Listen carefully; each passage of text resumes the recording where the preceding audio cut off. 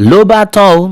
Ìtìjú ńlá rèé fún ààrẹ Bọ́lá Ahmed Tinubu látàrí tí àwọn ènìyàn ṣe pariwo síta wípé kò gbọdọ̀ jáde wá sọ̀rọ̀ kankan láti ṣàjọyọ̀ ọdún kan rẹ̀ lórí àlééfà. Alright, my brother, my sister, no be small something, no. This is a big shame. Right now, everybody is out. Everybody is angry that the president does not have any right. In fact, he must not come out to say anything, to broadcast anything to the people, to celebrate 1 year of his reign, because he has done nothing good for the people. Hunger won't buy us. Hunger has ravished the country. Now everybody don't come outside say wetin you wan talk, abeg you no just try am. Yoruba nation lafe, Yoruba nation no going back. Now so the people them they talk onto this level. Alright, my people, now welcome back onto this channel. Well, no be small something, still on the matter. Yoruba nation no going back. Exactly waiting to be. Exactly waiting the people them they talk about. Now this one another strong one. We be say it dey reach us. Una know say na tomorrow na him the president then go complete 1 year. We be say then start to the reign. Now the president can write one statement saying don't shun nationwide broadcast for tomorrow.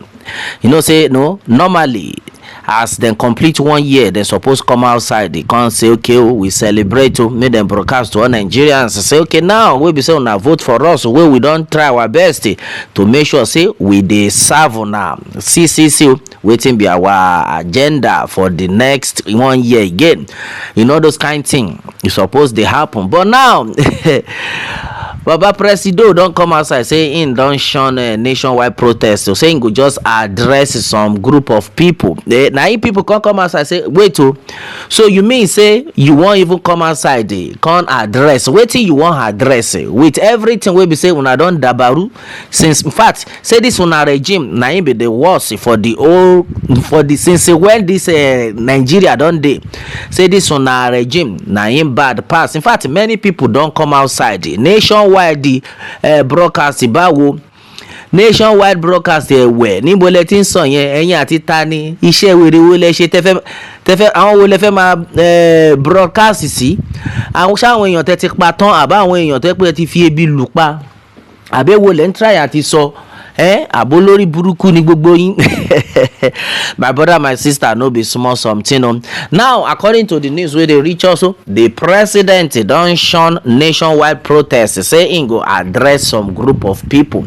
Now somebody come tell say he knows that the majority of the masses didn't vote for him. He should better go and address INEC chairman and all APC governors that help him to rig the election. Okay, now him another person come talk say and who had expected him to address Nigerians when it is obvious that he has nothing to tell them. The only acceptable nationwide broadcast now should be an open confession, admission of his failure, and then unpreparedness, and then public apology to Nigerians. Now Raphael don't come outside come talk say who they expect this man make he can't do any nationwide broadcast to who and who. Say in fact if NEPA dey sef we go off light. If television on we see you say you won't come outside we go off television for all the nonsense when I don't do. Say the best thing be say make it the president come outside make it come apologize to Nigerians and then make it come back them say no go continue again, make better person make it go there, or make everybody just find their way, make them go their separate ways. You see now waiting with the talk be this we don't talk this thing. Nigerians everybody now don't dey para, everybody don't wake up. Gbogbo àwọn èèyàn ti sọ jí báyìí ojú everybody ti là pé nationwide broadcast ẹ̀wẹ̀wò lẹ fẹ́ ṣe ṣàrán yín ṣẹ́ ni ẹ̀yin tẹ́ ti bàlújẹ́ tó yẹ kẹ́ jáde pé nǹkan tá a fẹ́ kẹ́ wá ṣe ń sìn ni pé kẹ́ wá tọrọ àforíjì pé torí Ọlọ́run ẹ̀yin ọmọ Nàìjíríà ẹ dáríjì mí, mo mọ̀ pé mo ti balẹ̀ àtòkò jẹ́. Nǹkan tó dẹ̀ máa ṣẹlẹ̀ ń sìn ni pé ó dàbí pé máa jáwọ́ lórí òṣèlú tí mò ń ṣe yìí, kí oníkálukú máa lọ tiẹ̀. Nǹkan táwọn èèyàn sọ pé àwọn fẹ́ nìyẹn, pé táwọn lè fẹ́ ṣe nationwide broadcast sí, ó dàbí kò fẹ́ ra gbá fún gbogbo yín àbí lẹ́yìn tẹ́ ti bàlújẹ́ tẹ́ ti pa gbogbo àwọn fámìlì wa lẹ́yọ kọ̀ọ̀kan.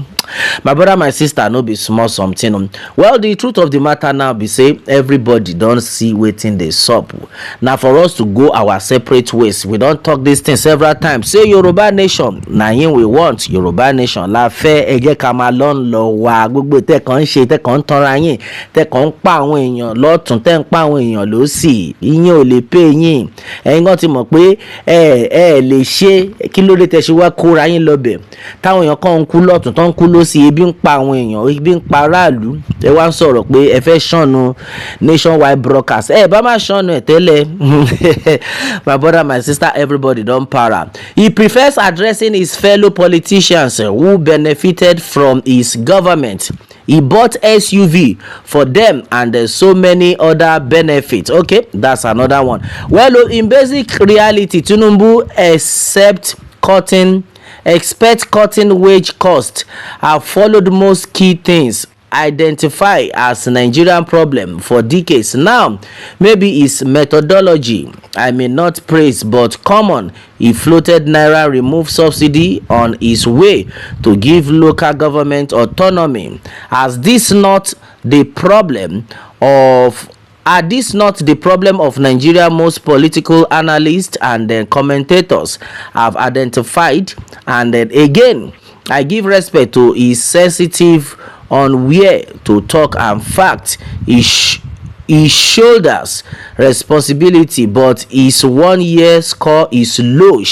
Alright, so this one now waiting. Omobulejo Tabiloba don't talk onto this one. Well, somebody can talk say he is going to address the extension of the executive arm, because when he gets there, they will start singing on his mandate. They will stand. Okay, Nigerians are celebrating hardship. Abeg, we no need any nationwide broadcast from you. Oga, go sit down.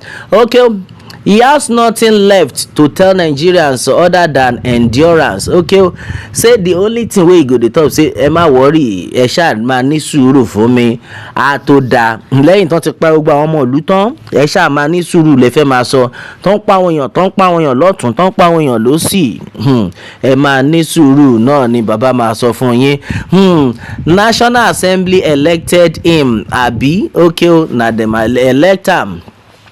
He have nothing to address the nation. I beg you, make he go sit down. It is not compulsory that president must address the nation when he clock 1 year in office. All this Buhari is much. I beg you, make una leave us alone for this country. Yeah, so the best thing now be say make everybody make them go their separate ways. We no wan hear any broadcast from you. Now everybody don't wake up. Say wetin dey in mouth wey he wan tell us after he don scatter everything. My brother, my sister, no be small something. Well, we don talk this thing many times. Say as far as this country is concerned, if you still dey there, they shout one Nigeria for where nothing go pass, nothing go happen, because one Nigeria no go take us anywhere. We still dey talk this thing, we go still repeat am again. We don complete 100 years wey be say we suppose comot, wey be say we suppose go our separate ways, but we no know why all these people dem no wan hear word.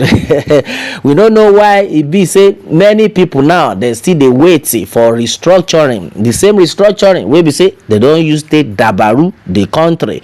Well, the best for us now be say make we go our separate ways. Nothing dem wan tell us na to go our separate ways na im be the only solution. My brother, my sister, no be small something. No, everybody now don wake up. Everybody don know say as far as this regime is concerned, nothing dey happen, nothing fit go on well as far as this regime is concerned. But the only thing now be say make everybody cooperate. Yes, Chief Sunday Igboho talk this thing, say na only cooperation na im go make us to achieve Yoruba nation, or else with all this one wey be say some wetin dey call am, all these traitors of Yoruba land wey be say dem dey go against Chief Sunday Igboho, how una wan make this thing dey achieved? That's exactly what has been the problem.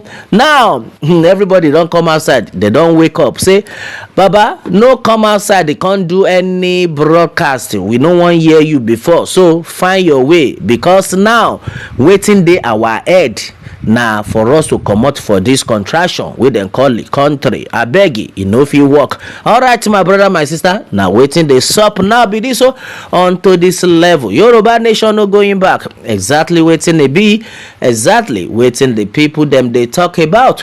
What more can we say? Meanwhile, let me have your own take, my people, on this, and remember to subscribe for more updates if you are just joining us on this channel for the first time. Alright, thanks and God bless.